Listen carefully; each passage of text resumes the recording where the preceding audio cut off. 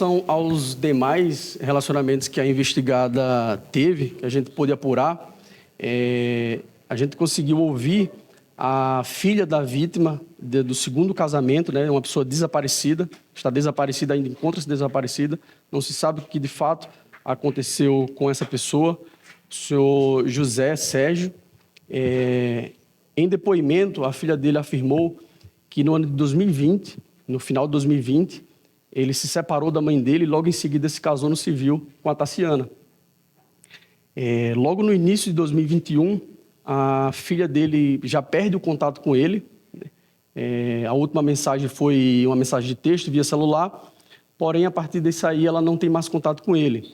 Ela estranhou esse último contato, segundo ela, porque a forma como o texto estava redigido estava muito bem escrito, e ela falava que seu pai tinha dificuldade em ortografia e o texto estava muito rebuscado, segundo ela. Posteriormente, no ano de 2022, ela recebe uma ligação da Tassiana, por meio da plataforma Facebook, uma chamada de vídeo, e a Tassiana pergunta se a família está morando no mesmo lugar. Ela fala que sim, e prontamente já pergunta pelo seu pai.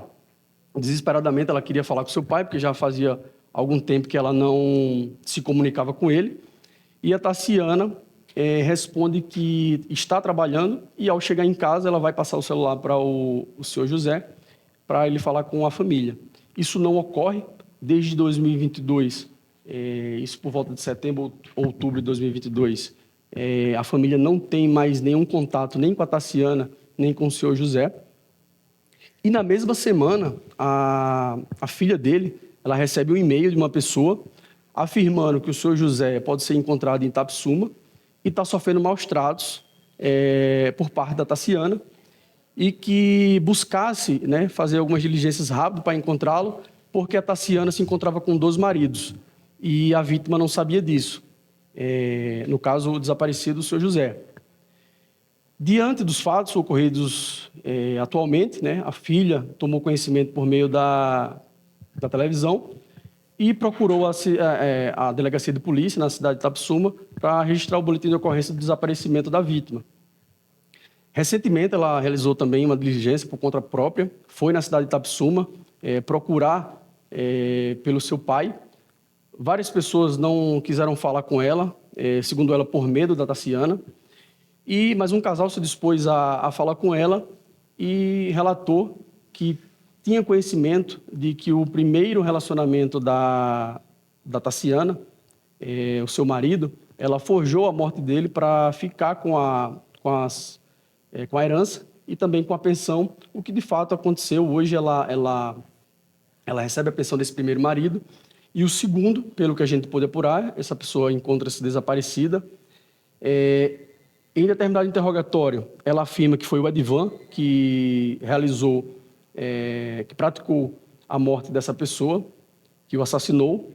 Ela relata que isso aconteceu na cidade de Goiânia, e depois ele teria levado esse corpo ao estado da Paraíba.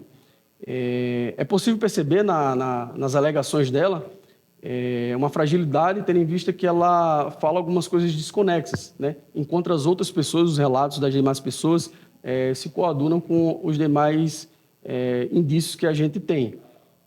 Diante disso, né, a gente vai passar todas as informações para a Polícia Civil de Pernambuco, que será responsável pela atribuição e condução desse inquérito policial com relação ao desaparecimento do senhor José. A suspeita é que ela tenha fugido aqui para Toledo, isso? Pode ser, muito provavelmente. Isso a Polícia Civil do Estado de Pernambuco poderá dizer com maior certeza, depois de algumas diligências, mas o que a gente pode apurar até o momento é que o mesmo modus operandi da Tassiana aqui aconteceu lá, que é utilizar o celular, ou pelo menos o chip, ou perfis de algumas plataformas para continuar conversando com os familiares, dando a entender que essa pessoa ainda continua viva.